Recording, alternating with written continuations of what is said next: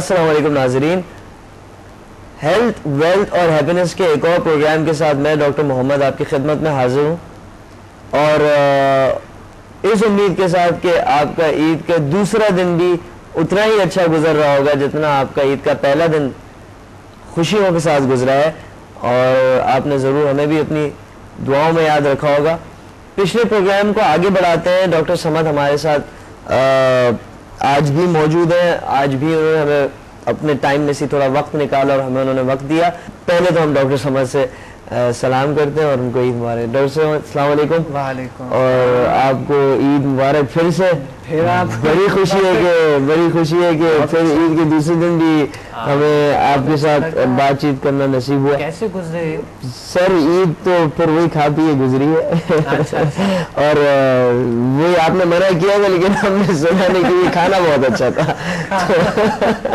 وہ کیا کر سکتے ہیں کہ وہ کہتے ہیں کہ جب سامنے آ جاتا ہے تو پھر برداشت نہیں ہوتا ہے کھانا پینا، تو ظاہر ہے بالکل پھر بیٹھ کے کوئی ٹینشن اگر نہیں ہے عید میں تو بہت کھانے پھر تو بس۔ لیکن آج میں ایک بات پھر بتانا چاہتا ہوں ناظرین کو کہ آج آپ کی عید پھر مبارک ہو اور اللہ آپ کو بہت ساری خوشیاں، آپ کی پورا سال اس طرح خوش گزرے۔ آمین آمین۔ لیکن میں یہ کہنا چاہتا ہوں کہ پھر بھی ایک بار کھانے میں احتیاط کرو تاکہ آپ کے خدا نہ کردہ آپ کو کوئی پرابلم نہ ہو جائے۔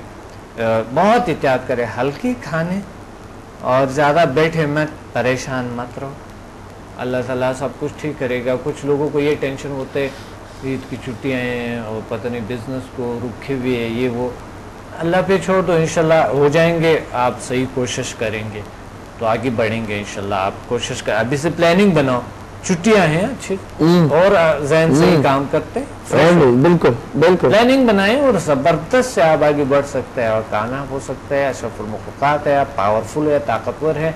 یہ سجیشن اپنے آپ کو دیتے رہیں کہ اللہ نے آپ کو پاورفل طاقتور بنایا، مسائل کا حل بنایا آپ کو، تو اس لیے آپ پاورفل ہے، آپ طاقتور ہے، آپ ایک یونیک ایک ایسے مخلوق ہے آپ یہاں اس کائنات میں جو بالکل ایک پاورفل اور انرجیٹک، اور ہر مسئلے کا، ہر چیز کا حل آپ کے اندر موجود ہے، باہر کی دنیا اتنا نہیں۔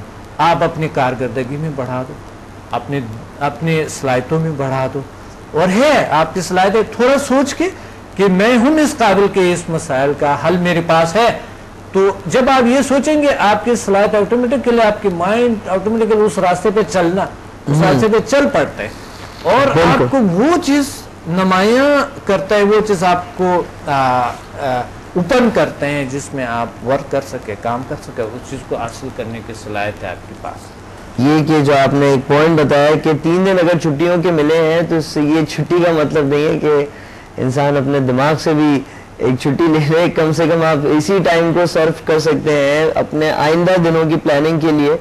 اور صاحب کیا تھا یہ سوال مجھے کیوں، سوری آپ کی بات ہے، یہ سوال کیوں یاد آیا مجھے کہ ابھی یعنی کالز آئے تھے مجھے کہ ہم عید کی چھٹیاں، کاروبار بھی یہ وہ،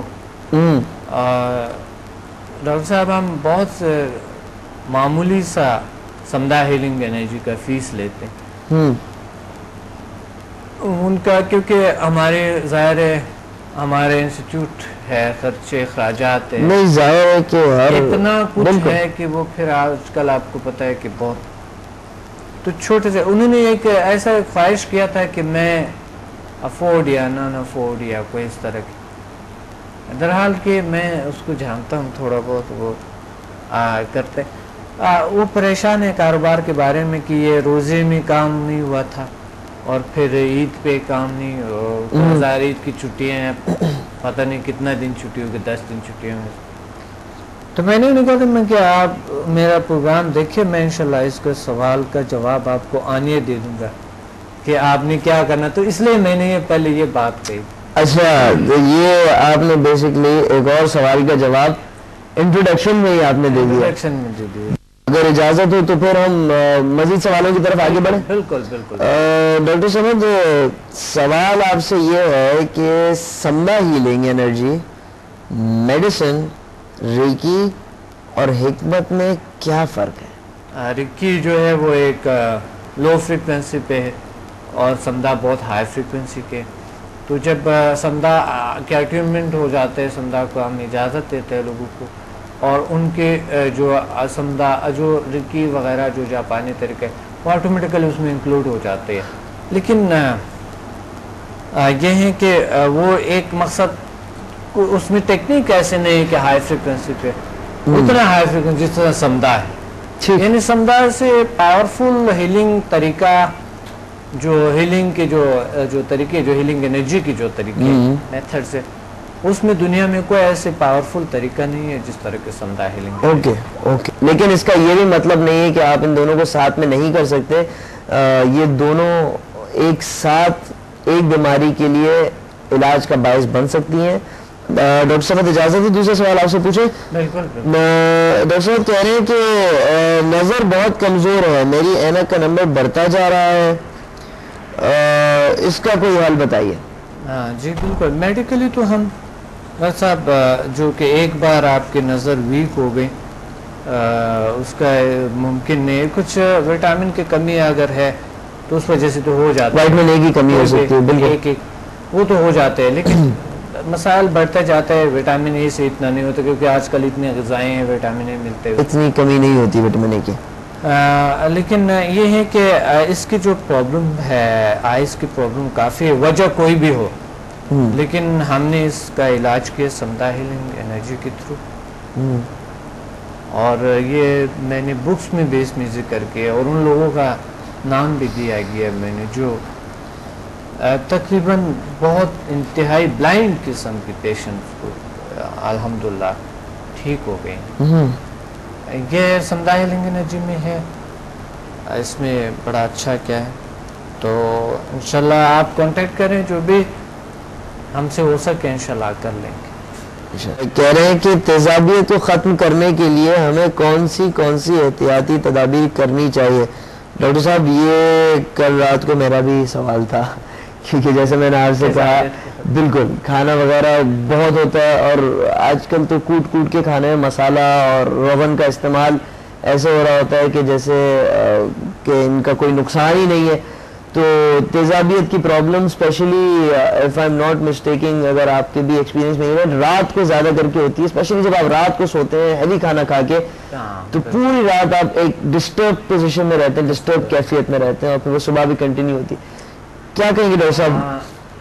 اس کا بس تیزابیت جو رہتے ہیں کبھی کبھی تو مختلف غذاؤں کی وجہ سے بھی آ جاتا ہے, مختلف قسم کی تلی ہوئی چیزیں کھانے سے, روغن اور مسالے اور کھانوں سے ہوتے ہیں, زیادہ تر وجہ یہی ہوتے ہیں.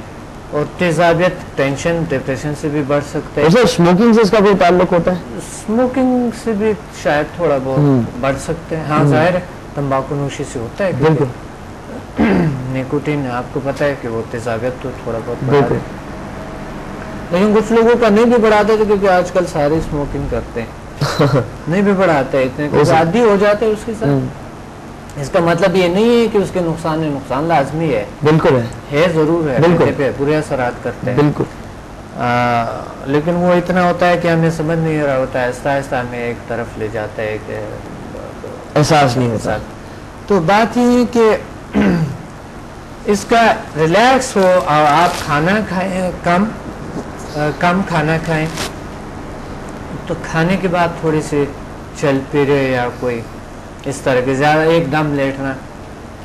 یہ کچھ لوگ دودھ پی کے سو جاتے ہیں اسی وقت بچوں کو پلایا, جیسا کہ اس کی منہ پکڑ کے اس کو پلا لی, اور پھر اس کے بعد اس کی کہتے سو جاؤ. یہ بچوں کے جو لنگس ہے اس کو تنگ کرتا ہے, آکسیجن پراپرلی نہیں ملتے ہیں نیند کے دوران, بچوں کے دماغی صلاحیت صحیح کام نہیں کرتے. آپ کم سے کم بچوں کو آپ 1 گھنٹہ, دودھ جو ہے وہ 2 گھنٹے میں 2 سے 3 گھنٹے میں ہضم ہو جاتا ہے. آپ کو پتا ہے دودھ لیکویڈ ہے, لیکن آپ کو خود پتا ہے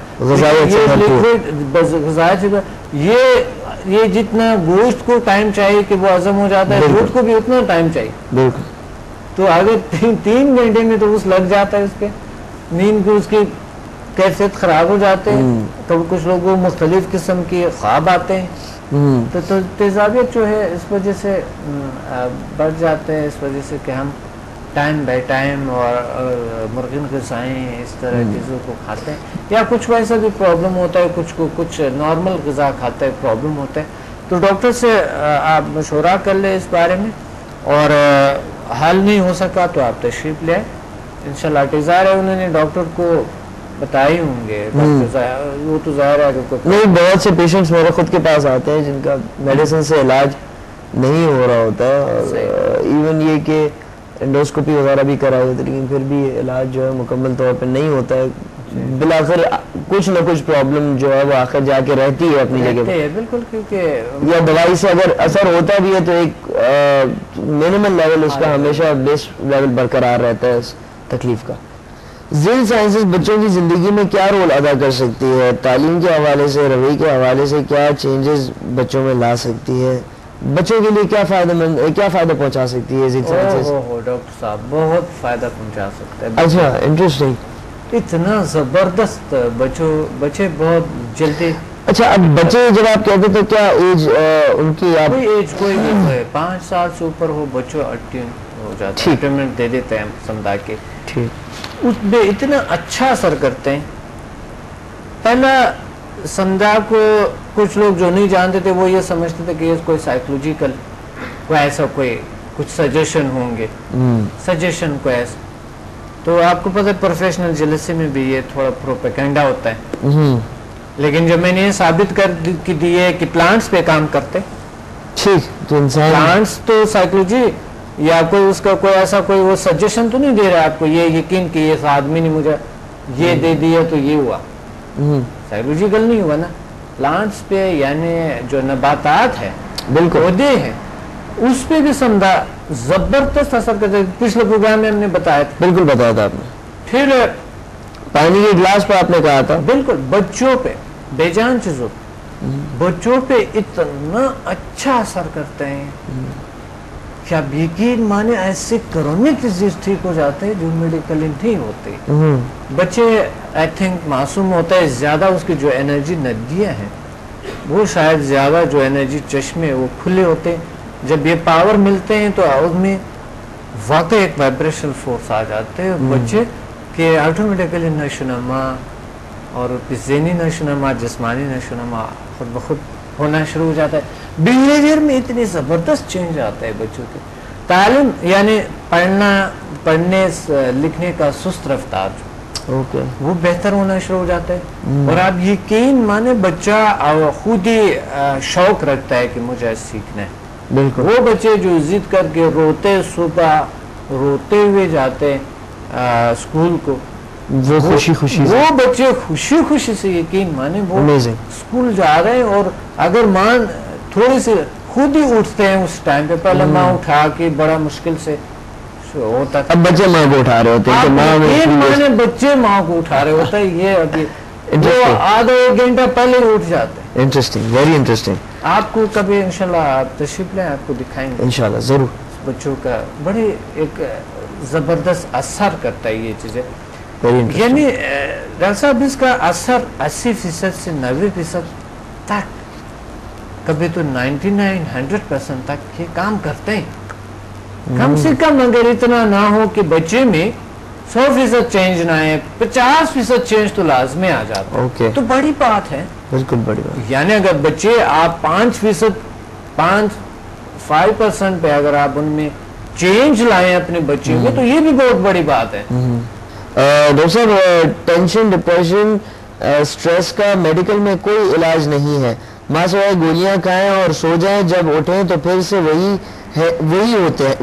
حال ہوتا ہے، تو آپ کے نظر میں اس کا حل کیا ہے؟